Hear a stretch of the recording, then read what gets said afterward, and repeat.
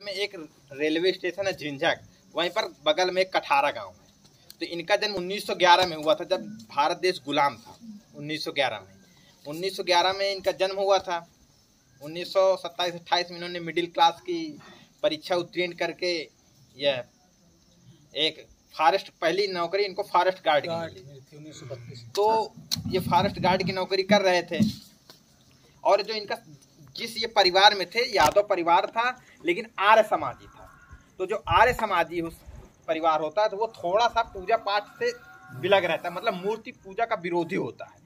लेकिन जो वर्तमान में जो आर्य समाज है वो है ब्राह्मणों की ही एक व्यवस्था, लेकिन वहाँ मूर्ति पूजा वगैरह नहीं होती है, लेकिन संस्कृत का श्लोकों का उच्चारण बिल्कुल वैसे ही होता है। तो थोड़ा सा इनके परिवर्तन था पाखंड से पूजा। तो इनके क्योंकि पिताजी थे उस समय, तो इनके पिताजी जनेऊ पहनते थे। तो जनेऊ पहनना आज के डेट में बहुत कम, बस जो ओबीसी के लोग हैं जब शादी होती तभी जनेऊ, दुर्गा जनेऊ वगैरह कराते हैं। बाकी इस देश में ब्राह्मणों के यहाँ जनेऊ बिल्कुल शादी की तरह होता है, और वो बाल अवस्था में जनेऊ होता है, इसको उपनयन संस्कार बोलते हैं। तो उनकी ये बहुत बड़ी व्यवस्था है, उसकी जनेऊ की बहुत बड़ा सम्मान है। तो जब उनके पिताजी जनेऊ पहनते थे तो वहाँ के ब्राह्मणों की ये बात अच्छी नहीं लगती थी। अगर आप अच्छा सूट बूट से रहें ना तो ये लोगों को अच्छा नहीं लगता है, ये आप लोगों को बहुत अच्छी तरह से मालूम है।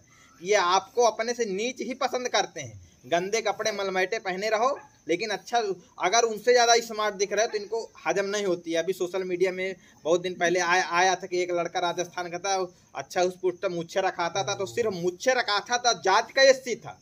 ब्राह्मणों के लड़के ने पीछे से उसको चाकू से मार डाला। आप सोचिए ये कितना नफरत करते हैं हमारे लोगों से। आप अच्छे दिख रहे हैं, अच्छा रह रहे हैं, अच्छी तरह से जीवन जी रहे हैं, इसकी इनको बहुत नफरत है। जिनको हमारा समाज पंडित जी बोलता है, लेकिन यह कभी यादव जी नहीं बोलते। और जब जरूरत होगी तभी आपके पास आएंगे, और कभी भी हमारे लोगों को पैर छू के सम्मान नहीं देते, पैर छुलाना पसंद करते हैं। हमारी जो महिलाएं भी बहुत आराम से इनके पैरों को छूती हैं। इनके पैरों को छू करके हम लोग सोचते हैं कि बहुत अच्छा कर रहे हैं, हम इनके भाव बढ़ाते हैं, इनका समाज में उच्च बनाते हैं, और खुद अपने आप को नीच, वो हमको नीच बना नहीं रहे, हम उनको समाज में इतना सम्मान दे के ऊंच बना देते हैं और हम अपने आप को नीच हो जाते हैं। तो हमको ऊंच ही बनना है, तो जो हमको सम्मान देगा हम उसको सम्मान देंगे, और जो हमको सम्मान नहीं देगा हम उसको सम्मान नहीं देंगे। ये जब हम अपने समाज में व्यवस्था स्थापित करेंगे तो ये इन लोगों को यह सम्मान लेना होगा तो ये सम्मान देंगे, और नहीं तो हमारे लोगों को नाम लेके पुकारते हैं, इनका भी आप नाम लेके पुकारिए। आप भी इंसान हो, हम भी इंसान हैं। आप हमारे 50 साल के आदमी को नाम लेके बुलाते हो।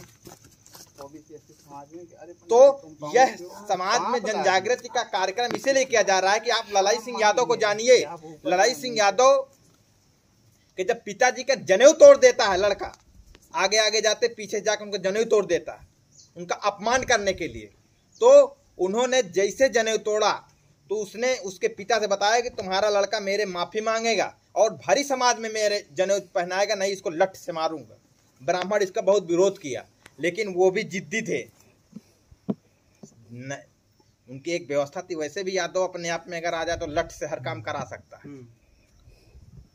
उस लड़के को बुलवाया, बोला कि लठ से मारूंगा, नहीं मेरे जनेऊ डाल। वो ये छिप कर माफी मांगने को तैयार था, लेकिन उन्होंने बोला नहीं, समाज में, भरी समाज में तुम मेरे सम्मान के साथ जनेऊ पहनाओगे। भरी समाज में जनेऊ पहनवाया ललाई सिंह यादव जी के पिताजी। ललाई सिंह यादव जी की उन्होंने पहली जो फॉरेस्ट गार्ड की नौकरी फिर छोड़ दिया था। फिर उन्होंने 1933 में एक मुरैना में एक कांस्टेबल की, सैनिक कांस्टेबल की भर्ती नौकरी करने लगे। फिर इनकी शादी हो जाती है। इनके माता की मृत्यु बहुत पहले हो जाती है, बचपन में ही। फिर उसके बाद इनकी शादी होने के साल 2 साल में इनकी पत्नी खत्म हो जाती है, इनकी एक लड़की रहती है। तो आप ये सोचिए उस समय ये समाज की परिस्थितियों से कितना वाकिफ हो गए थे कि समाज, क्योंकि ये सब समाज में देखते थे कि यादवों के नाम से बहुत गालियां बनी हुई हैं। इनकी किताबें आप पढ़ेंगे तो कैसे कैसे समाज में अभी सुनने को में आता है कि यादवों को 12 बजे दिमाग में आता है, बताए को तो किससे बताए, ऐसी बहुत रूढ़िवादी परंपराएं अभी गाँव के लोग जानते हैं कि यादवों के लिए कितनी बनाएं। तो यह वह समय सब सुनते थे, यह बनाया कौन है? भाई उस समय तो सारे लोग पढ़े लिखे नहीं थे, ये लोग पढ़े लिखे थे, साहित्य की रचना यही करते थे। देखिए गणित का आप एक सवाल, अगर एक फार्मूला गलत हो जाए तो गणित का एक सवाल गलत हो जाएगा, लेकिन दूसरे फार्मूला से दूसरा सवाल सही हो जाएगा। लेकिन यदि आपका इतिहास गलत बता दिया जाए, ये साहित्य आपका गलत लिख दिया जाए, तो पूरी पीढ़ियां गलत इतिहास पढ़ेंगी और वही समाज में स्थापित हो जाएगा। जैसे राम है, राम को हमारे समाज के लोगों ने नहीं जान पाए क्योंकि उनको शिक्षा से दूर रखा गया। आज से 50 साल पहले बुजुर्ग लोगों को पढ़ने का अधिकार नहीं था, मालूम होगा। हमारे बुजुर्ग हैं, आप लोग बहुत से लोग अनपढ़ हैं, लेकिन आपके उम्र के पंडित जी पढ़े लिखे हैं। लगभग सन 70 के लगभग मेरे बाबा जी भी ग्राम प्रधान रहे, तो वह तब प्रधान हुए जब वोट नहीं डालना जाता, हाथ उठा के प्रधान लिया जाता।